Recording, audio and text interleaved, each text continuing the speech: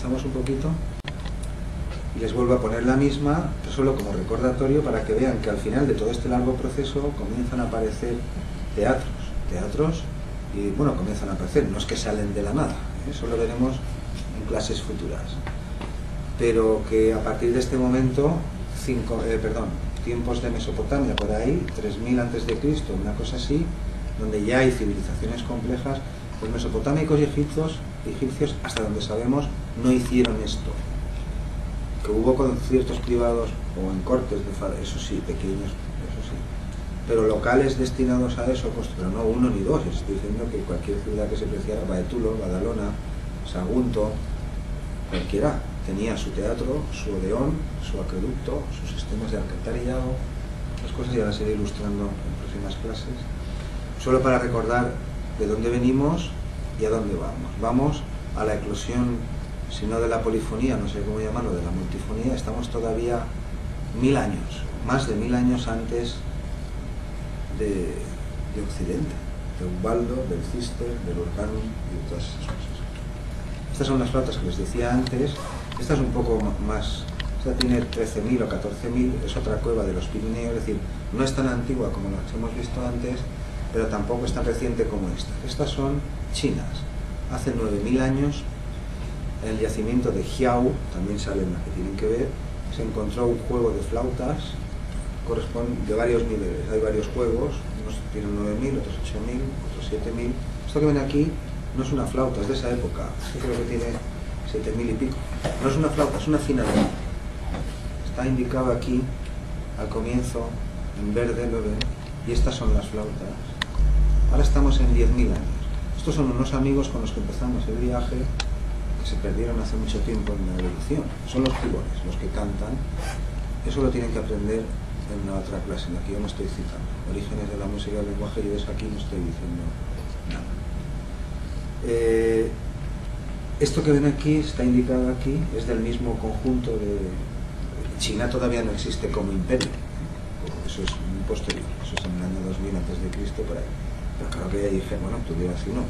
Es un afinador porque que tiene aquí es una fila de agujeros y esto es otra, es decir, 1, 2, 3, 4, 1, 2, 3, 4. Y es imposible digitar con los 8, o sea, se cree que es un instrumento hecho simplemente para dar el tono, ciertas notas, para que otros canten una cosa o canten otra. No es un instrumento práctico para tocar. Este es el conjunto de flautas de Hiao, no me voy a parar, ustedes la tienen que ver ahí. Solo resaltarles que esta se rompió, pero el dueño la conservó.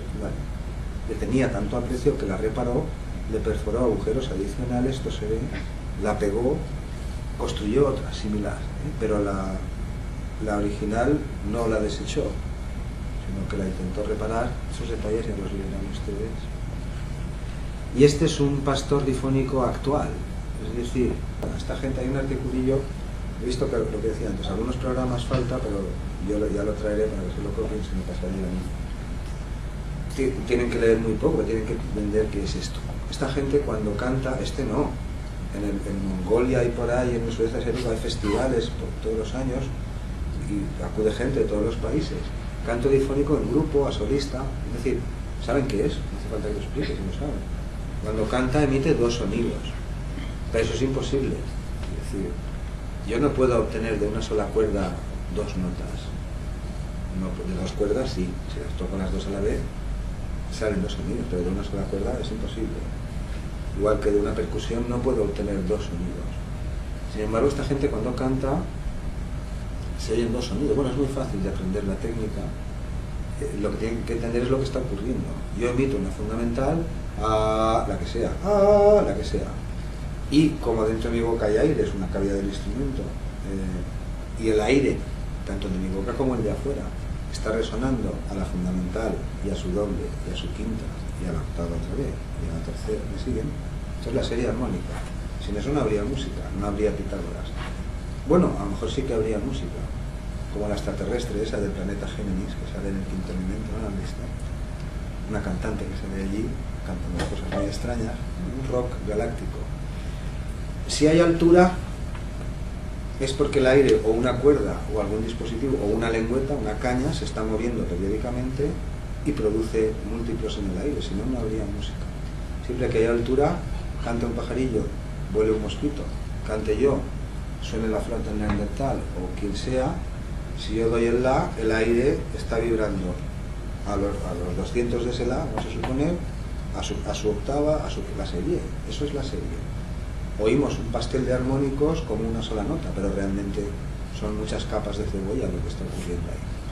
Pues es el mecanismo, el cantor difónico, y el de hace 1000 años, y el de hace 5000, y no podemos saber cuando empezamos a hacer estas cosas. El truco yo no puedo emitir, no puedo hacer que mis cuerdas vibren a 2 frecuencias a la vez. No puedo dar 2 saltos a la vez. O salto o me quedo quieto. Lo que ocurre es que cuando ya la he emitido, comienzan a deformar la cavidad de la boca. Hay varias técnicas, en el artículo se describe, y refuerzan un armónico u otro. Y ese armónico que he reforzado, esa parte de la serie, ese es el que flauta. Con ese es por el que mueven la... Bueno, métanse en YouTube, tecleen voz difónica en inglés, verán patadas, cientos, miles de estos libros. Bueno, pues es para acercarnos al fenómeno que nos queremos acercar. ¿Qué pasó en Grecia? ¿Qué pasó en Roma 1000 años antes de que los occidentales inventaran, según algunos, inventaran la polifonía? Ahí llegaremos. Estos son algunos de los instrumentos más antiguos. Esto es una arpa sumeria de una tumba de Ur, creo que tiene 3000 y 2000, 5000 años, de los primeros tiempos de los imperios sasánidas o persas. Esta es mucho más moderna, es micénica, creo, ya griega, del Mediterráneo. Pues igual, tercer milenio, pues 5000 también. Aquí nos estamos queriendo acercar a Grecia, pero no nos vamos a parar. Eso se llama Historia del Canto. Esto es el Odeón de Herodes Ático, lo veremos pronto. Ahora, en un momento, y en una clase posterior, porque en Grecia se cantó, como es que sí se cantó, y tanto. En Grecia se cantó y se enseñaba a la gente en las ciudades griegas, a cantar desde los 5 años. Hubo escuelas corales en Esparta, ya en el siglo VII a.C., y hasta los tiempos de Cristo y después. Todo eso ya lo iremos ilustrando. Esto es lo que les decía antes, la polifonía tradicional.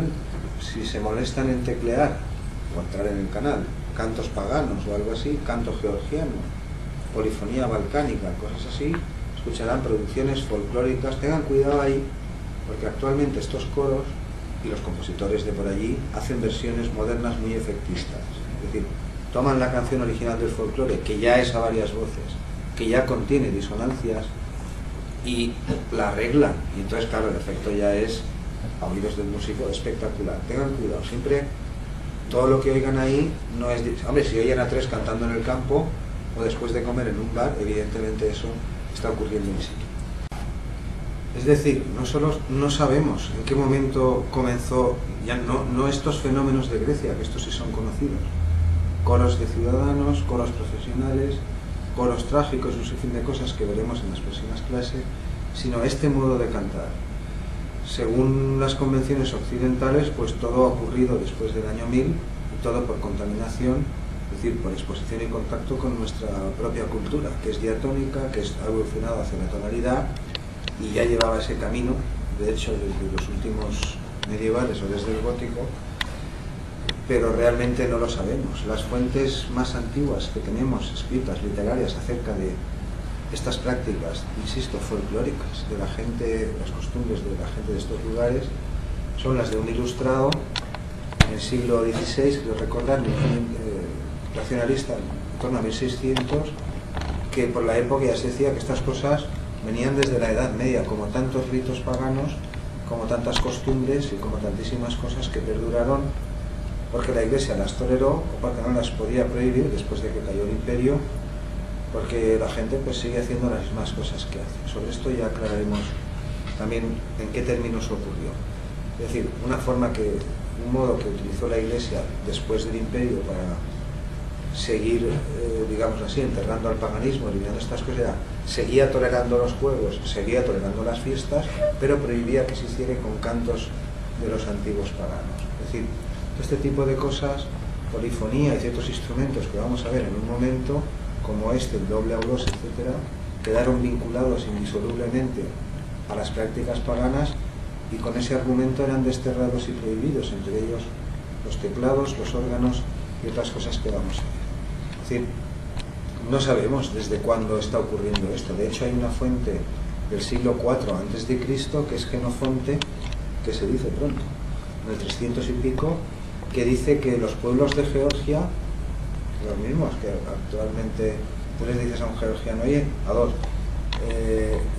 podéis cantar a unísono, y los tíos tenían extrañados, te dicen, pues si somos dos, ¿por qué vamos a cantar a unísono?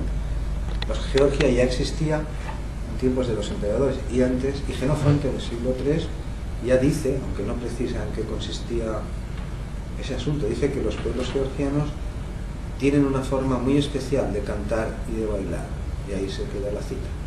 Y ahora retomaremos en otras clases. Esos instrumentos, les decía, son los que hemos elegido para emprender este pequeño viaje y también las próximas clases que se van a suceder hasta que lleguemos propiamente al periodo de la época romana, que son aquellos que pueden producir multifonía o policordia, es decir, tubos dobles presentes ya en Mesopotamia y en Egipto, el instrumento, el único instrumento que participaba en las tragedias, es decir, que acompañaba a los coros. El hidráulis, del cual no sabemos si podía producir más de un sonido a la vez, pero en cualquier caso es el precedente directo de los órganos medievales y de los órganos más modernos.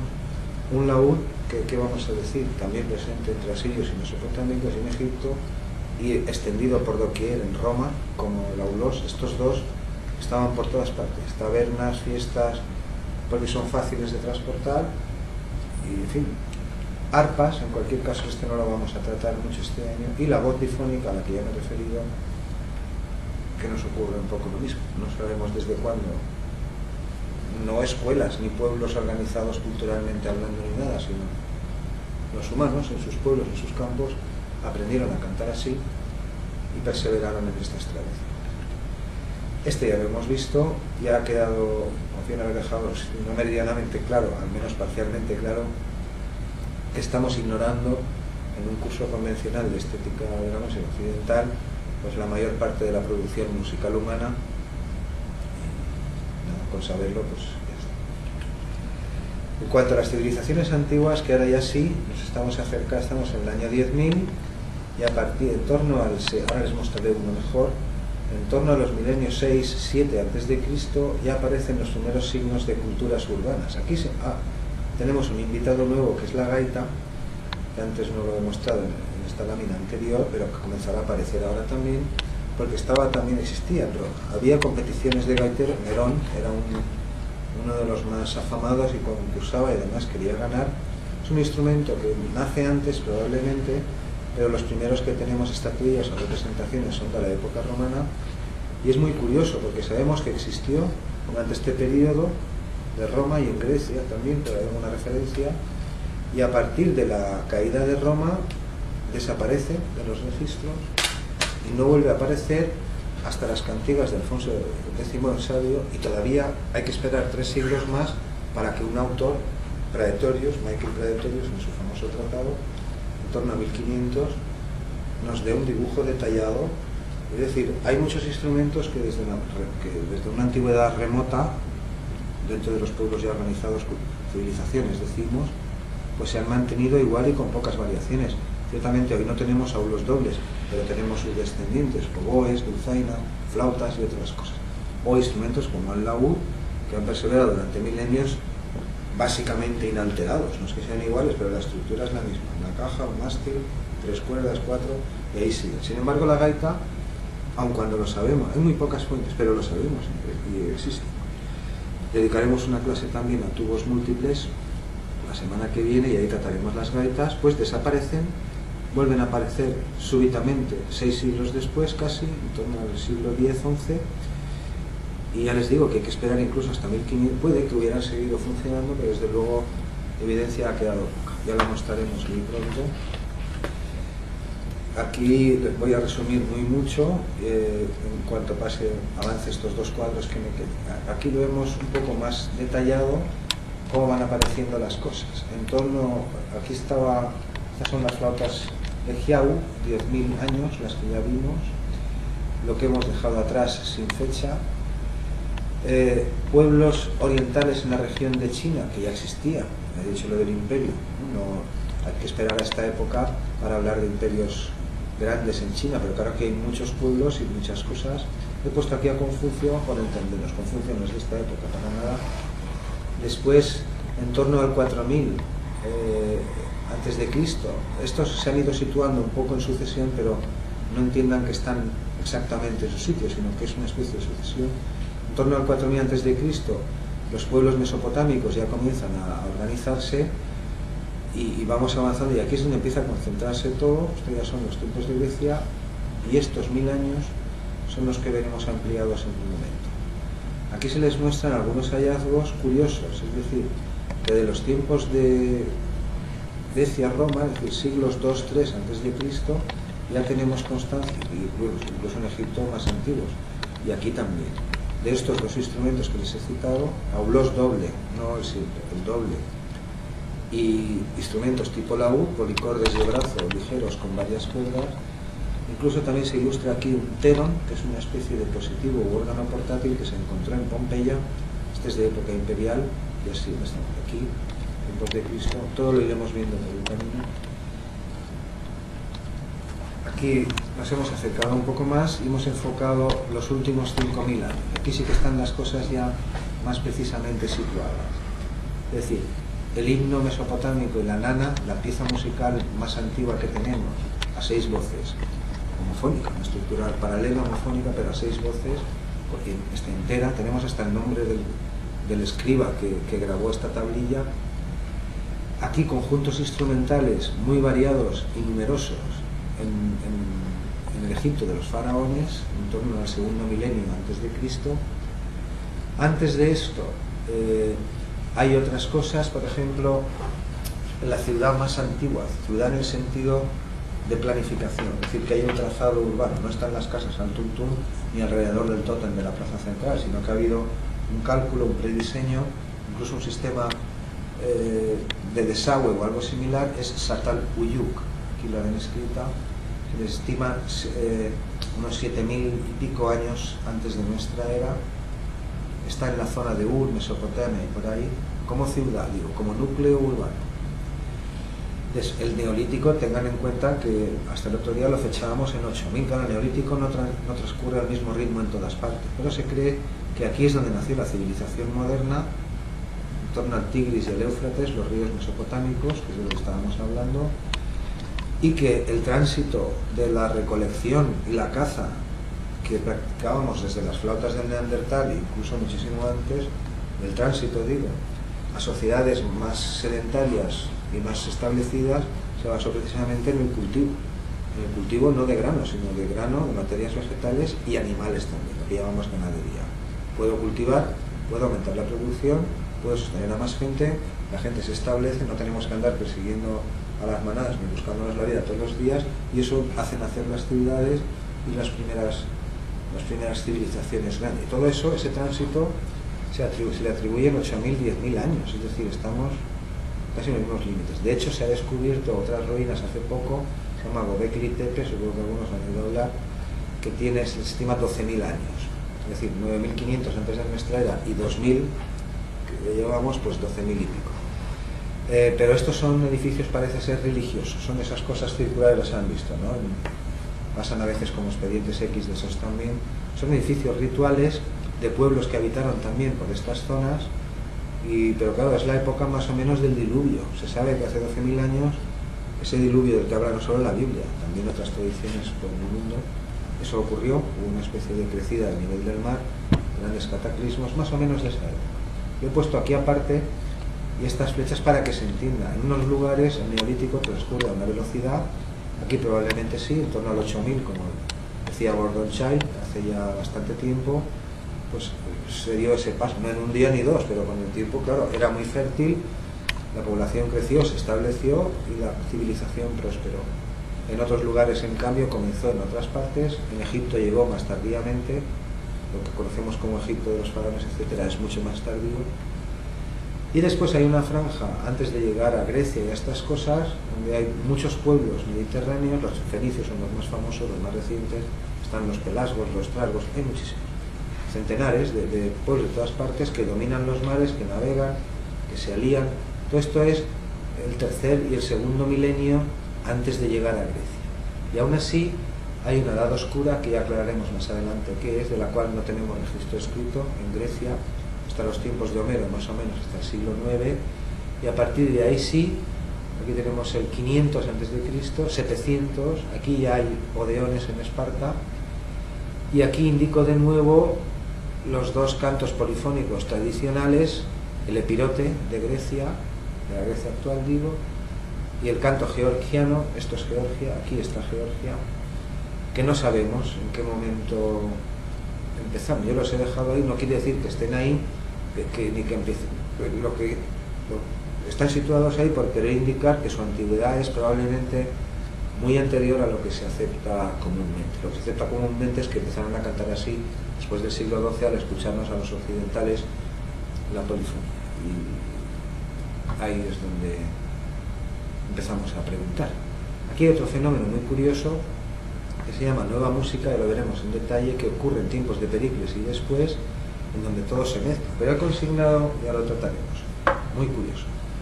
He consignado todo esto aquí para que se den cuenta que a partir del 700, 600 a.C., cuando ya estamos en Grecia y en Roma, todo esto ya existe. Grecia y Roma no fueron sociedades sacerdotales o rituales al modo de los egipcios o los persas, con grandes poderes donde se vinculaba la figura del emperador con los dioses, etc. Tenían sus dioses, tenían sus cosas, pero una sociedad mucho más civil. Por ejemplo, Grecia sin casta sacerdotal no había. Te tocaba cumplir con los ritos de tu ciudad una vez al año, y otro mes te tocaba ser juez, y otro mes te lo tenías que pasar cantando en los coros y no te podías escapar. Es decir, la función era compartida, era social, no había una casta o un cierto sector social ahí cuya vida perduraba solo haciendo esas cosas. Es decir, Grecia y Roma fueron sociedades mucho más civiles, mucho más seglares en el sentido moderno, y en este momento, si no en el 700, sí un poco después, en tiempos de Pericles, en 1500, ya hay todo esto. Odeones, es decir, edificios pequeños dedicados a conciertos cubiertos, ya los veremos, teatros, la obligación de cantar si eras griego. Es decir, se te suponía de mayor, después de la comida tú tenías que cantar, no podías decir, es que no sé, es que me da vergüenza, ni podías hacerlo mal. Es decir, cantar se daba por supuesto. Coros de ciudadanos, que hoy llamaríamos amateurs, que participan en tragedias, en festivales, en celebraciones, en fiestas, que cantan ahí. Coros profesionales, que hacen lo mismo, concursan en competiciones, participan en tragedias, cantan en celebraciones, festivales donde se representan tragedias y comedias, concursos. Habrá dos clases en Alicante, dos conferencias, este año en Alicante, también estarán en YouTube, dedicadas a los exclusivamente a los festivales, una para los festivales griegos, otra para los festivales romanos, y ahí se detallarán más cosas. Los ritos ya los he citado, concursos y competiciones de todo, les he citado la gaita, hasta de hidráulis había competición, pero en tiempos de Grecia, también en tiempos de Nerón, siglo I después de Cristo, en el siglo II, estoy en clases próximas lo veremos, conciertos, pero también conciertos en clases privadas, actores famosos, también lo he citado antes, claro, ya en tiempos de aquí estamos hablando ya en el siglo IV a.C., tiempos de la nueva música, y en adelante hasta los siglos de los emperadores. Es decir, actores famosos, también cantantes internacionalmente famosos, es decir, que uno es muy conocido en Roma, pero hay circuitos culturales, y también en Alejandría, y también en Cirene, y también en Cartago, y también en Atenas, y también en Jonia, donde hubiera grandes ciudades. Es decir, el mundo antiguo, el clásico, digo, el mundo romano, está muy comunicado, y en tiempos de Grecia quizá un poco menos, porque Grecia está más circunscrita aquí, pero en torno al siglo I antes de nuestra era, que ya es todo lo mismo, esto está funcionando así. También intérpretes, no actores ni cantantes, sino intérpretes de aulos, de lira también, de quitara, de laúd, incluso de hidráulis, de gaitas. y además sínodos. Un sínodo es algo parecido a un sindicato o a un colegio de músicos, diríamoslo así. Es decir, que regula los trabajos, los litigios, los conflictos que puedan surgir entre las ciudades que organizan los festivales y los concursos, los propios intérpretes, o incluso nutre de partir. En una ocasión el koinon de los artistas de Dionisos, creo se llaman los de Atenas, como un colegio profesional de médicos, algo así. Envía 300 músicos y actores de diferentes instrumentos a un festival famoso porque se lo piden. Hoy en día no los contratan, eso es lo que estoy diciendo. Estos sínodos operaban en todo el orbe mediterráneo, es decir, a menos que te hicieran caso siempre, o a lo mejor tenías que personarte en ciertas ciudades y entre ciertas personas, pero que, es decir, la organización musical no va a cargo de juglares ni músicos ni versos sueltos, sino que hay un mundo musical terrible, enorme, que no cesa, y no durante un siglo ni dos, sino durante casi 1000 años. Ya aclararemos estas cosas. En cuanto a los instrumentos, pues ya los he citado. Aulos doble, y ya he dicho lo que tenía que decir, y veanlo en los vídeos que tienen que ver. Tubos disímiles, manos en posiciones diferentes. Gaitas, ¿qué decir de las gaitas? Si solo tiene un tubo, aparte de que sobra. O sea, si solo tiene un cantor, que es como se le llama, pues poco se puede decir, pero como tenga dos, ya estamos otra vez en las mismas. Laudes, ya hemos dicho que tenemos que decir, y este laude que está aquí representa al Lutatia Lupata, una estela funeraria que se encontró del siglo II después de Cristo, aquí en Emérita Augusta, no me acuerdo ni cómo se llama, Mérida, eso es. También se ilustra la máquina de Antiquitera, que veremos en un momento qué es, y también el hidráulis, que fue inventado justo aquí, en el siglo III a.C., igual que este dispositivo en Alejandría. Veámoslo en la siguiente, que lo veremos luego. Es decir, ven he indicado aquí con una flecha que pasa por Egipto el bloque de los instrumentos, para que recuerden que estos instrumentos que están consignados aquí, si no estos exactamente, su mismo diseño, tubos dobles, manos separadas, diferentes, etcétera, incluyendo las arpas, ya existían tanto en Egipto como en Mesopotamia, que es mucho más antigua que Egipto. La voz difónica que está aquí representada, pues lo mismo. Aquí perdura hasta hoy, no sabemos desde cuándo viene, y eso es lo que se indica aquí. En el siguiente nos acercaremos un poco más, aquí se representan algunos de estos personajes, pero, perdón, en el siguiente no, en uno más detallado que aparecerá. Lo tienen que ver en los vídeos, ya saben dónde se sitúa más o menos. El imperio como tal empieza más o menos por aquí, pero antes allí hay instrumentos, claro, como en todas partes, y cantan en chino. Ustedes si lo ven en el vídeo, sobre todo estos juegos de campanas que son bifónicas, es decir, que producen dos sonidos diferentes, depende de donde sean percutidas. Estas son en torno al año poco antes de Cristo, es decir, no son de tiempos tan remotos, pero tienen que saber qué son.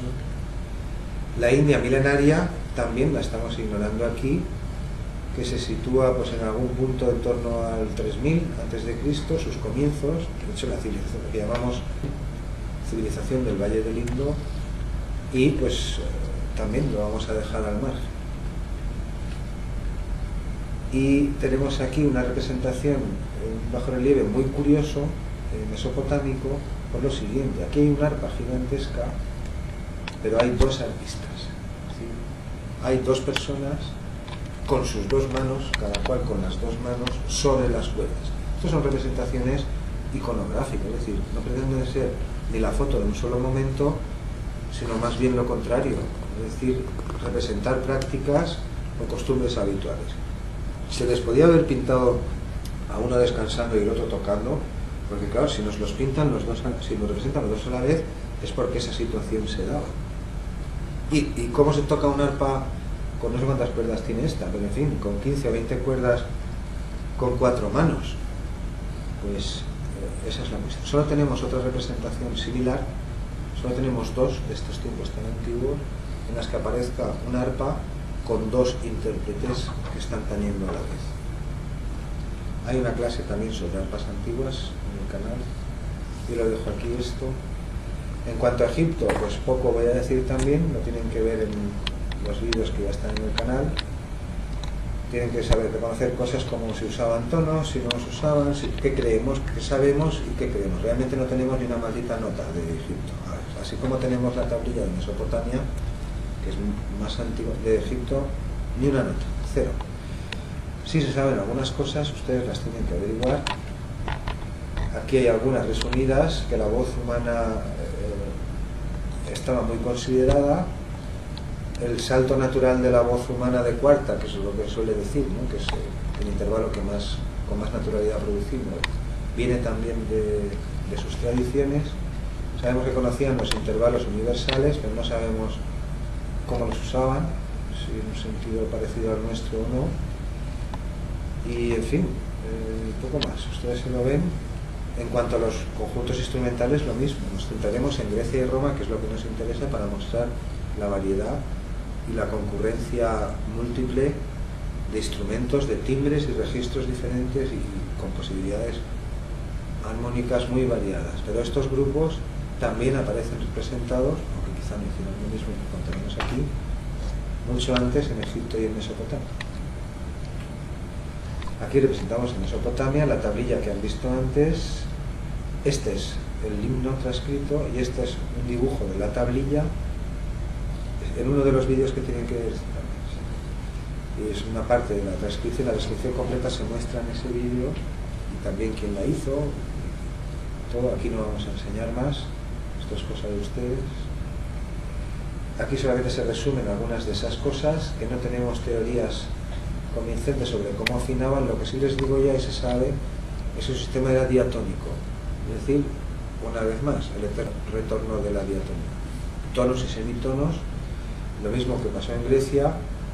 Y respecto a cómo afinaban sus instrumentos, el sistema de escalas que tuvieran o no, sabemos que era bastante complejo, pero no tenemos tanta información como Grecia, y eso que sobre Grecia tenemos más bien poco. Aquí se les cuentan algunas cosas, esto ya pasó, Solo dice algunos intentos hechos para transcribir, esto es de una fuente anterior, creo que es del libro de Robertson. Esto ya se ha hecho, ya se lo citaba en el libro Loveran, Kilmer.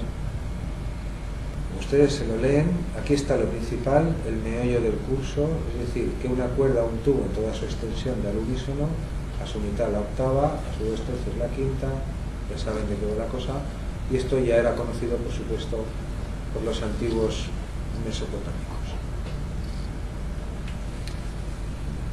Y vamos a entrar a hacer una visión rápida de Grecia, ya la veremos con más detalle, de ese milenio que se nos ha quedado por el camino. Corresponde no a esto, sino a este de aquí. Es decir, Mesopotamia y Egipto ya existen, ya funcionan, pero hasta el año 700, más o menos, lo veremos mejor en la siguiente, ahora sí, hasta más o menos el 700 o después, la cuna de la civilización, lo que llamamos, de la nuestra, lo que llamamos Grecia y Roma, no aparece. Vamos a ampliar aquí se ve mejor. Estos son 1000 años. Aquí estamos en el siglo V, los tiempos de Pericles. Se construye el Odeón de Atenas.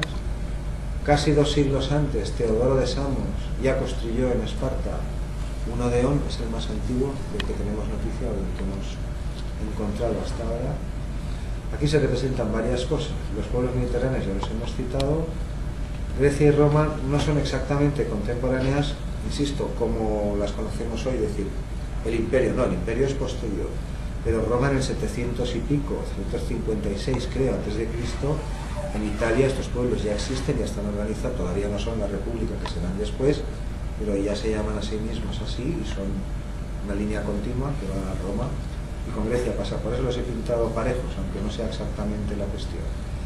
Teatros ya empieza a haber en torno al 600, es decir, siglo VII. Esto es un casco espartano, por eso está. El aulos también estaba presente. Aquí se presentan algunas cosas que me las quito primero de encima. Ya saben lo que es la polifonía balcánica, lo hemos sustituido por una foto de eslavs. Los eslavs son uno de los pueblos más antiguos de Europa. Viven en las altas montañas de Georgia y cantan polifonía disonante. Digo, la gente de las montañas. Eso se ilustra aquí con la figura, con la quimera que hemos mostrado ya, este señor híbrido de pájaro y humano, que toca una especie de rabel de brazo, pero con el rastrillo de láseras, es decir, produciendo sonidos discordantes o intervalos bárbaros, como se los ha llamado. Con el epirote pasa lo mismo y con el canto georgiano pasa lo mismo.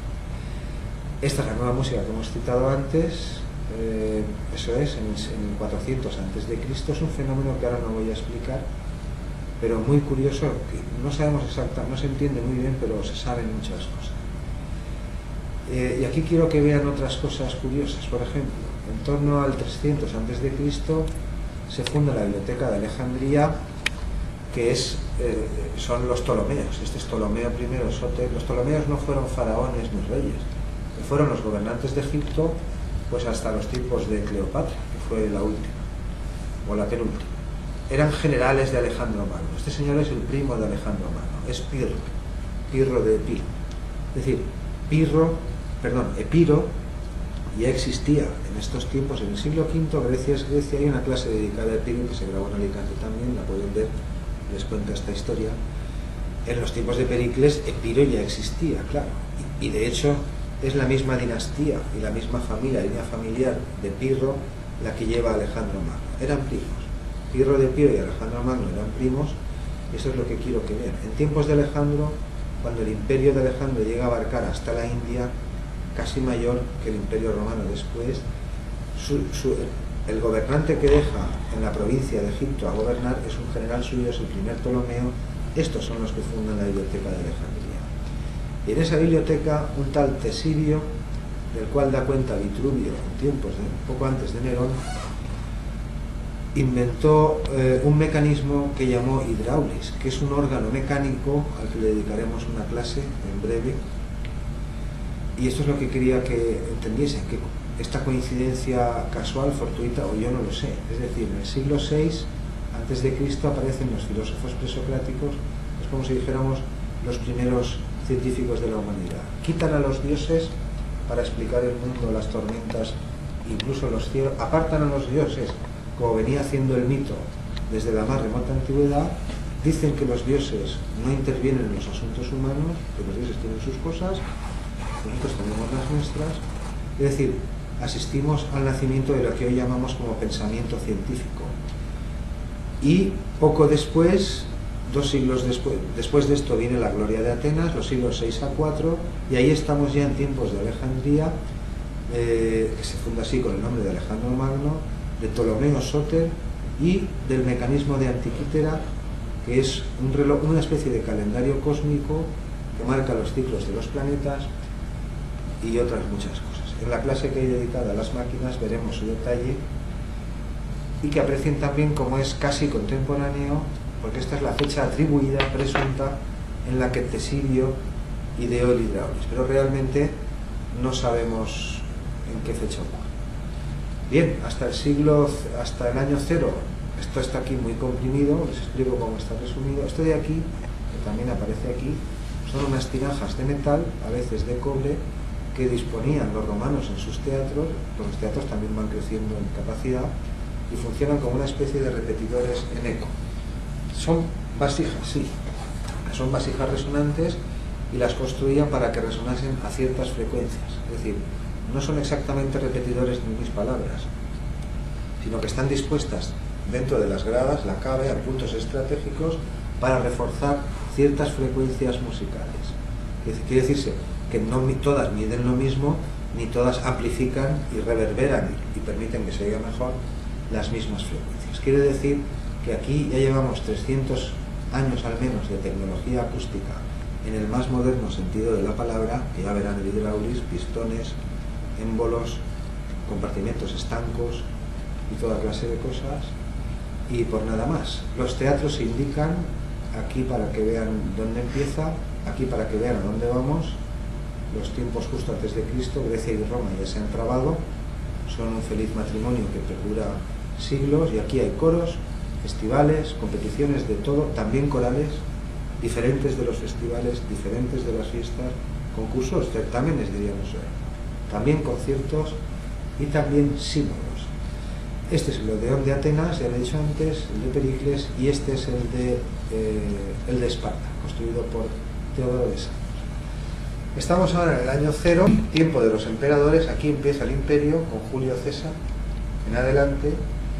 Aquí no me voy a extender mucho, esto es lo que veremos en la clase dedicada al hidráulis, como desde la caída de Roma hasta el año 1000 tenemos al menos, hay más, ya lo completaré, al menos una docena de referencias de obispos o personajes intermedios entre la caída de Roma y el año 1000, tiempos de Guido de Arezzo o de Ubaldo en el siglo IX, un poco antes, donde aparecen hidráulis o neumáticos, es decir, órganos bien accionados por agua, bien accionados por fuelles y por ahí, para el caso da igual, de los cuales estamos en la misma situación. No sabemos ni tenemos noticias, tenemos lo que tenemos, ya les contaré que la referencia, la cita, tal, si podían producir más de un sonido a la vez, mientras que en esta franja anterior se ilustran cosas parecidas que las retomaremos en las clases respectivas. En las del hidráulis, aquí, o los pteron, en la del laúd, las del laúd, la estatuilla romana, o otro que lo tengo indicado por ahí, lo he perdido ahora, aquí, representa a Eros, unas estatuillas romanas muy curiosas. Las gaitas, que sabemos que aquí estaban en auge, ya les digo, Nerón era uno de los concursantes habituales, había concursos también para gaitas, lo digo por lo que he citado antes, son instrumentos, excepto este si se quiere, que no lo sabemos, son instrumentos policordes, es decir, bueno, de cajón, eso es lo que hace. O sea, no construyes una gaita con 4 tubos para que suene solo uno, no te pones los tubos en la boca y a distancias diferentes para que suene uno o para hacer las mismas notas, como es una complicación absurda, no tiene ningún sentido.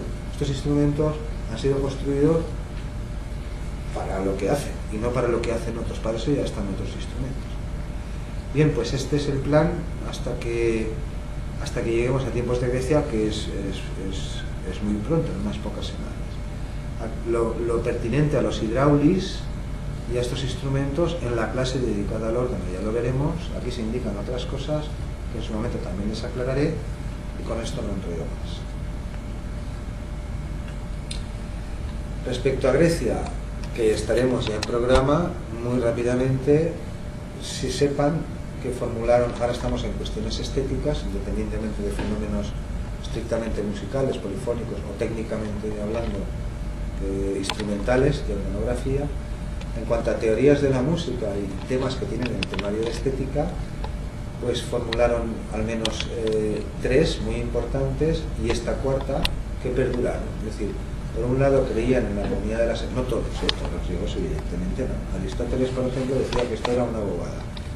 Que sí, que daban vueltas los astros, que habría 5 o 7 o los que hubiera, cada cual los contaba de una manera, los que se movían, digo, los planetas, etcétera, pero que eso no producía ningún sonido. Aristóteles se reía de esta... Es decir, todo el mundo, no, ya lo he dicho al comienzo, no está tocando la lira y calculando intervalos por razones geométricas. Hay gente que se divierte, hay gente muy poderosa y hay espectáculos de actividad musical por doquier, por todas partes y a todas horas, como ya iremos. La armonía de las esferas, que imagino que ya saben lo que es, ya lo verán. La teoría de letos, es decir, aquella influencia presunta de ciertas escalas perdidas, dicen algunos, que en tiempos de Aristóteles y Platón, que son los que hablan de estas cosas, ya estaban perdidas, porque se refieren a los tiempos míticos de Homero, a esto que ya está. Ya hablaremos de ese tema también, hay clases en el canal, si se quieren molestar en verlas.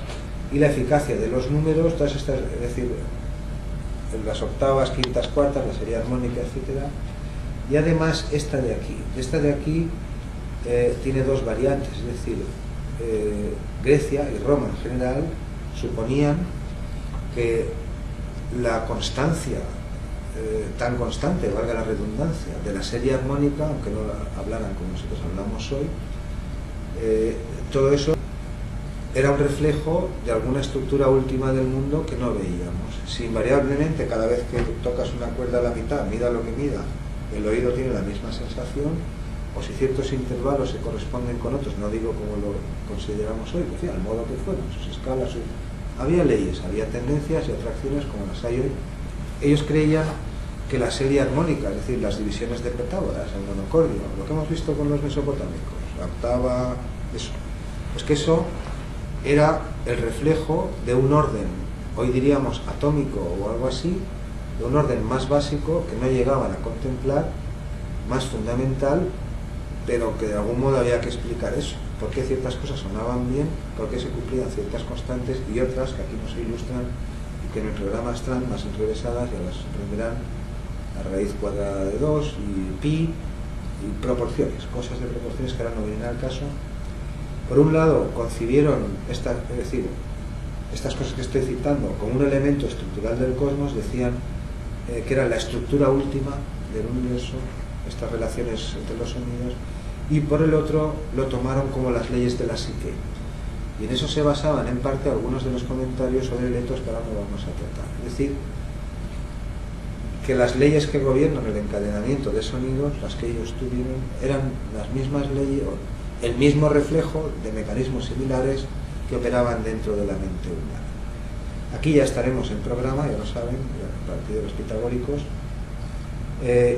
y recuerden esto. Nos dimos cuenta que los griegos nos habían dejado codificados, es decir, registrados, habían calculado previamente con monocordios y con cálculos, no los intervalos que conocemos hoy, no, y otros que ni siquiera habíamos considerado, es decir, todos los existentes.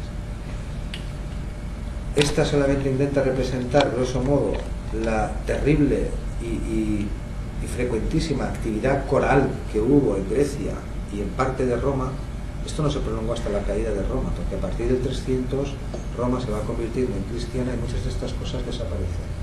Coros, festivales, teatros se asocian a los paganos, a los dobles, todas estas cosas, pero hasta ahí, desde los tiempos de Pericles hasta comienzos del siglo III, o incluso hasta el final del siglo III, pues las formaciones instrumentales variadas, los espectáculos, los conciertos, los coros, ya lo he comentado, en algunas ciudades de Grecia que funcionaban como ciudades independientes, la Grecia clásica, todavía no son un imperio, esas cosas, pero estaba prescrito, era obligación de todo ciudadano nacido allí estudiar música hasta los 30 años, desde los 5.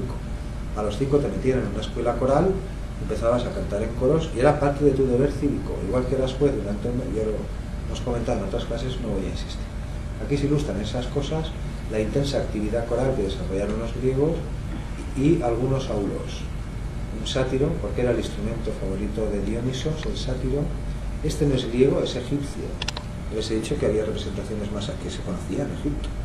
Y como este no podríamos afirmar si las manos están en posiciones diferentes de los tubos. Este sátiro evidentemente sí, este sí que es griego. Y este se ilustra aquí por la forbella, que es este mecanismo, es como una especie de bozal, una correa apretada para impedir que los carrillos y los ganglios. Son trucos del oficio que pueden ver también en otras clases. Del aulos no voy a decir mucho más, ni en la clase que viene de los tubos tampoco, porque ya hay sesiones grabadas. Pues aquí tenemos uno de estos edificios de conciertos que he citado. Este es el Odeón de Pericles. Es, bueno, un diseño, una reconstrucción hecha por románticos, gente del siglo pasado, 1900, sobre las ruinas, sobre los datos que se tienen. Este no es, ahora lo mostraré en un momento. Este es el de Herodes Áticos posterior. Y aquí ven una sección, esto es la escena, esto estaba cubierto, construido en el 456 a.C., en Atenas, y famosísimo, consagrado a espectáculos de canto. Los espectáculos pueden ser festivales, pueden ser conciertos, pueden ser competiciones. Este estaba, parece ser que se construyó, es profeso, para interpretaciones vocales, ¿no? Vocales, líricas, puede ser a solo o a coro, eso no se confunde, ¿eh? Hay una lírica solística, digámoslo así, y una lírica coral. Lírica realmente significa al son de la lira, eso es esto. Bien, este es el de Pericles, construido 5 siglos antes de Cristo.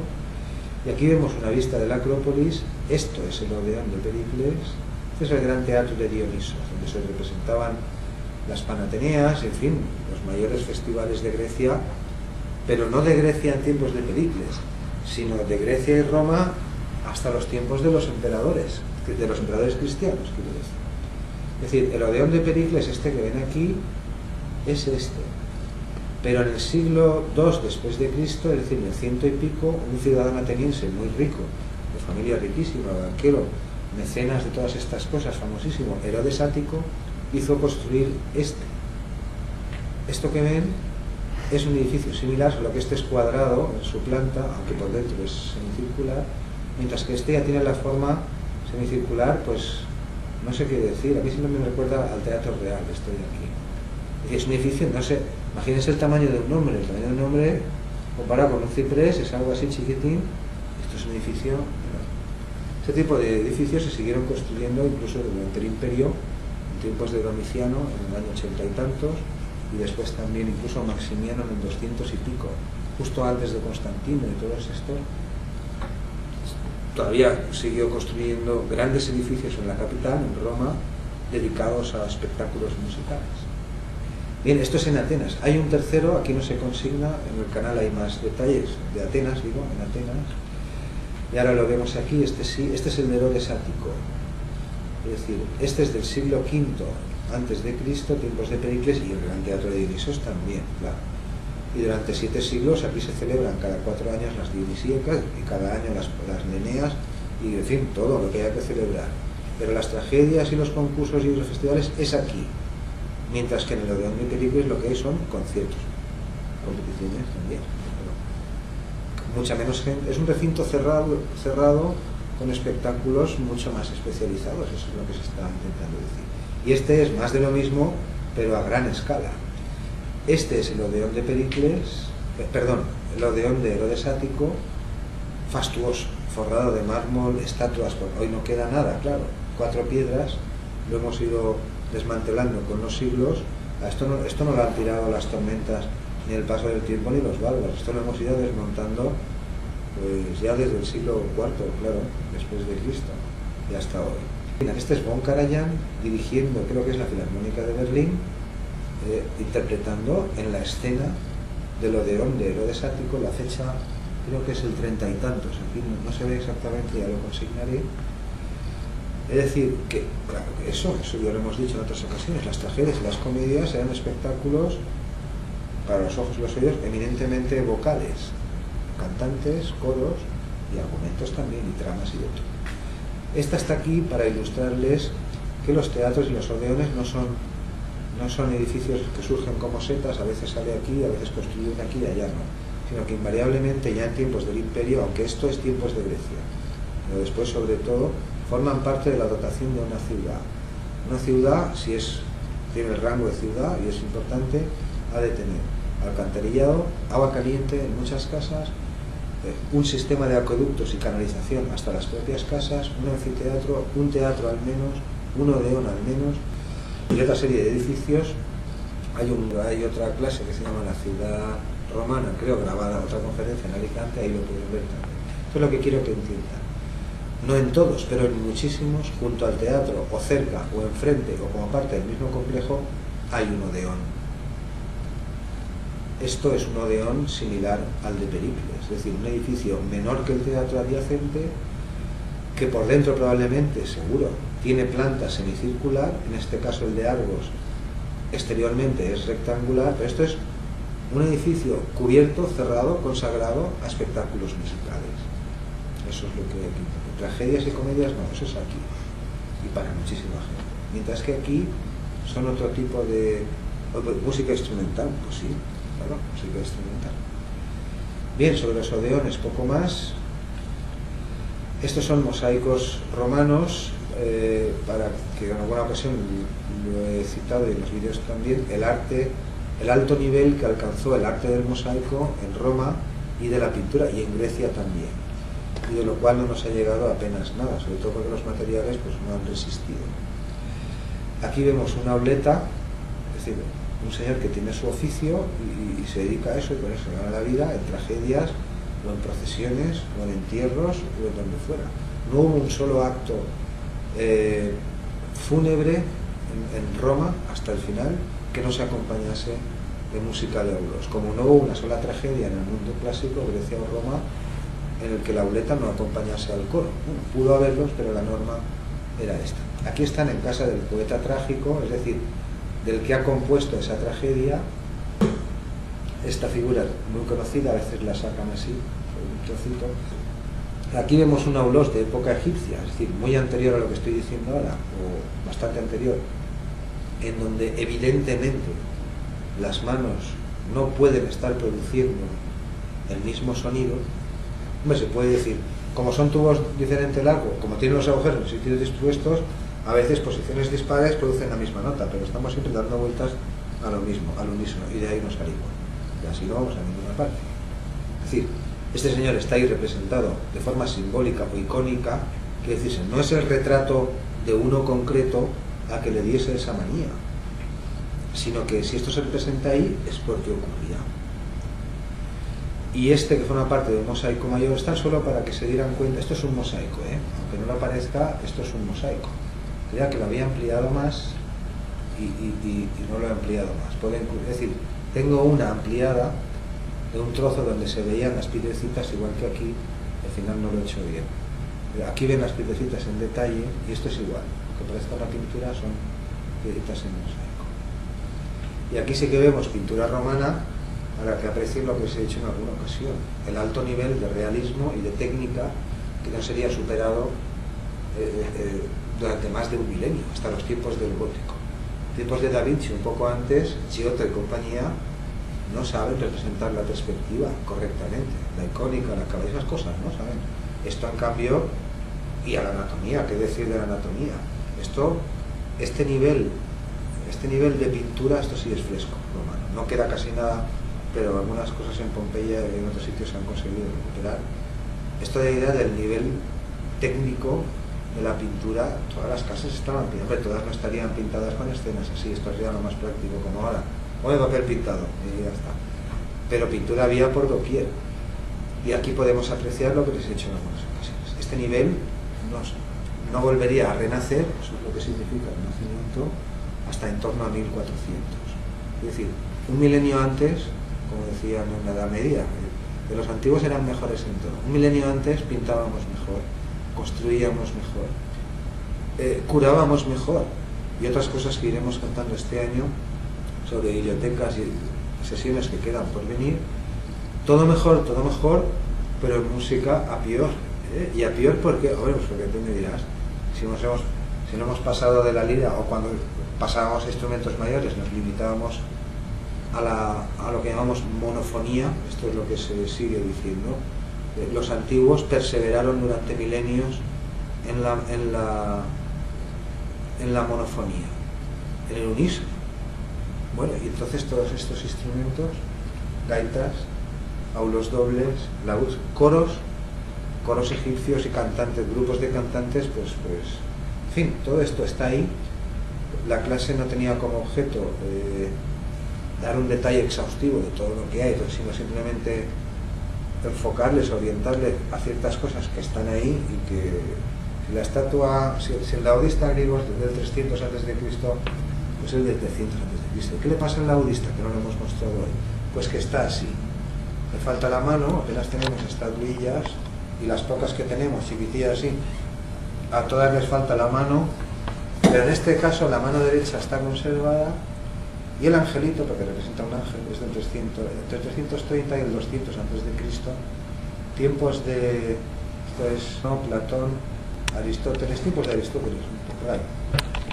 La mano derecha de la criatura, claro, está así, sobre un laúd que debe tener un mástil de esta anchura, aunque falta el mástil, pues lo menos 4 cuerdas, por lo menos.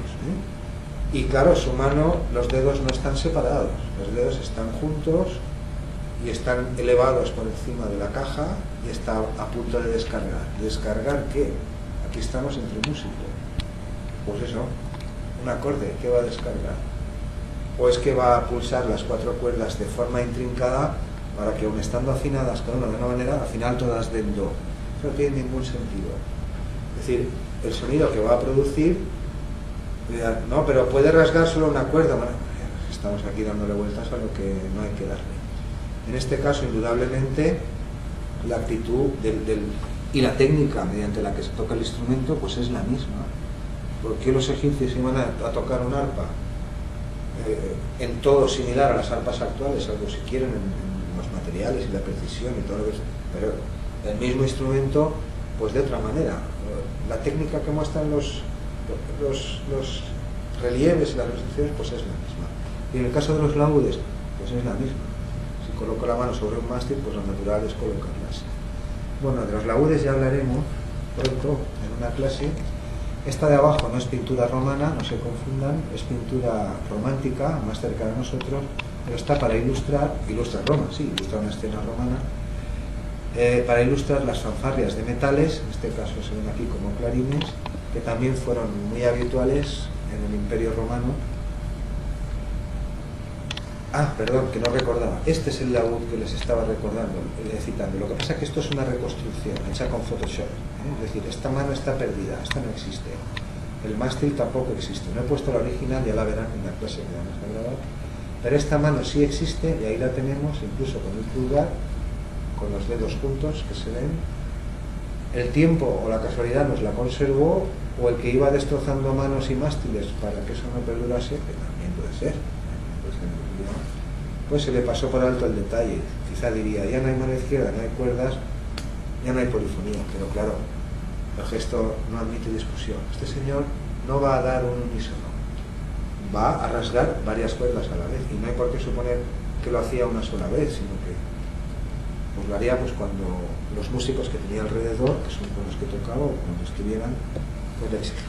En esta, que es un poco posterior, también griega, se conserva la mano derecha, que no se ve muy bien, ya la enseñaré mejor, y sí que es el caso complementario. Aquí sí que se ve que los dedos están separados, van a digitar o están articulando digitalmente, independientemente uno de otro, mientras que en este caso.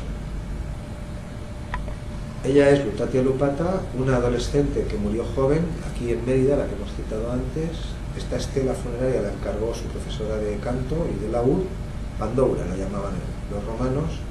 Aquí se la ve representada al menos con 4 cuerdas y no con 7, porque se ven 4 y 3 puntos arriba. Y bueno, pues eso, vean que los laúdes están presentes no en Roma y en la corte, sino en un punto distante del imperio, como la frontera occidental, el mar, o casi. Hombre, ya sé, Mérida Augusta era una capital muy importante. Hay que decir que este instrumento, lo he dicho antes, era muy ubicuo, estaba por todas partes, fiestas, tabernas, casas particulares, era muy usado, igual que laúdos, estos dos. Esta la hemos visto antes, no voy a comentar más. Quiero decir, tenemos documentadas laúdes policordes, y la técnica ya ve que es una reconstrucción, perdón, esta es una reconstrucción, esta no, esta es real. Pues desde el siglo IV antes de Cristo o algo así, hasta el siglo II-III después de Cristo, documentados. Estos son los 700, 800 años, sin contar con las civilizaciones precedentes. Hasta aquí se ve un mosaico, esto también es un mosaico, ya lo enseñaremos mejor.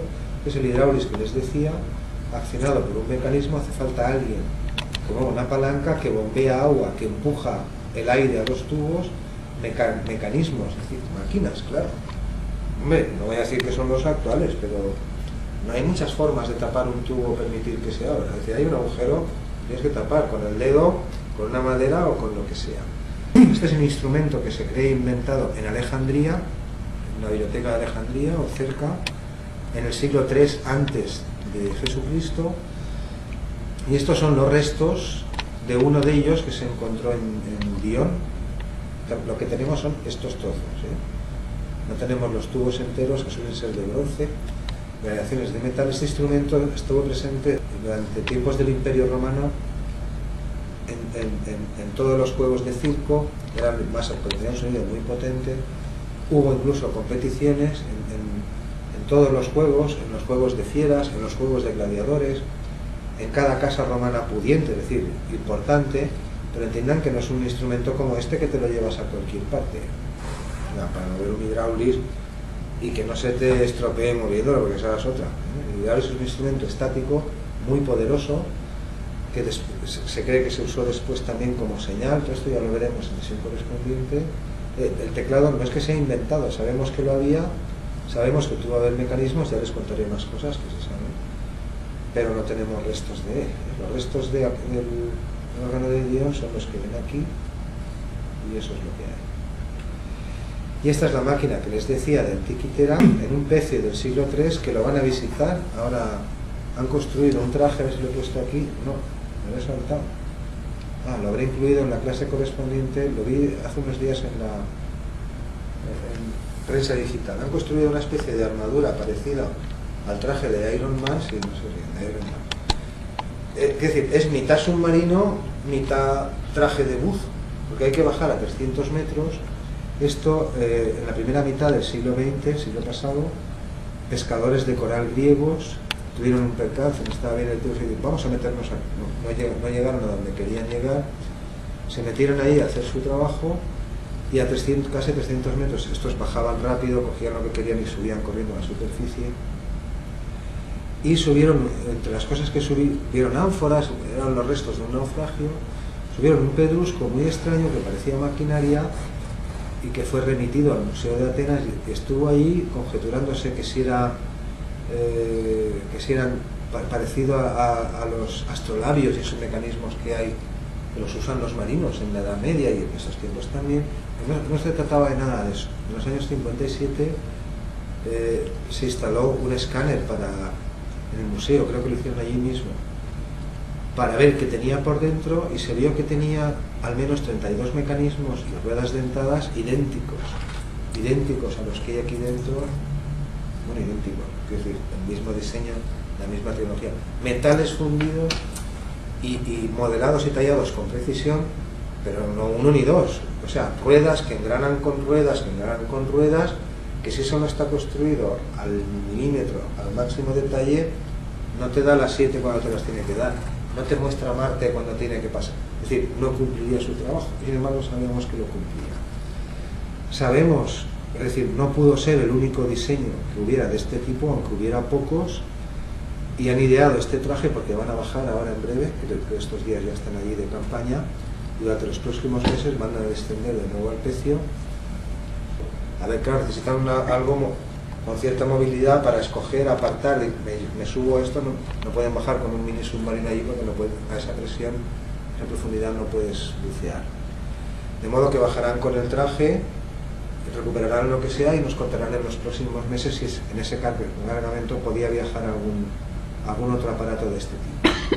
Este es el que les he mostrado en el esquema al principio como el nacimiento de la tecnología, la máquina de Antiquitera, un calendario astronómico de los 5 planetas visibles, de los ciclos de la Luna, de los ciclos solares, de un montón de cosas. Estos son reconstrucciones. Esta es la pieza original, tal como está expuesta, claro, está ya todo con incrustaciones de mar y todo, pero aquí dentro, en esto que ven aquí dentro, bueno, tecleen en YouTube y verán lo que hay ahí dentro. Y al menos 32 engranajes articulados unos con otros que señalan la posición de todos estos fenómenos celestes. Se lo diré de otro modo. Antes de construir esto, tienes que haberlo calculado. Y antes de calcularlo, tienes que haber estado registrando durante no sé cuántos cientos de años, sino algunos miles, qué es lo que ocurre en los cielos, con qué ritmo, porque si no, esto no sirve para nada. Bueno, aquí está la máquina de Antiquitera. Hay una sesión dedicada a máquinas romanas para intentar ya dejarles claro, establecido, este fue un mundo tecnológico, aunque lo que nos ha llegado es lo que nos ha llegado. Bien, pues lo dejo aquí, continuamos en otro momento.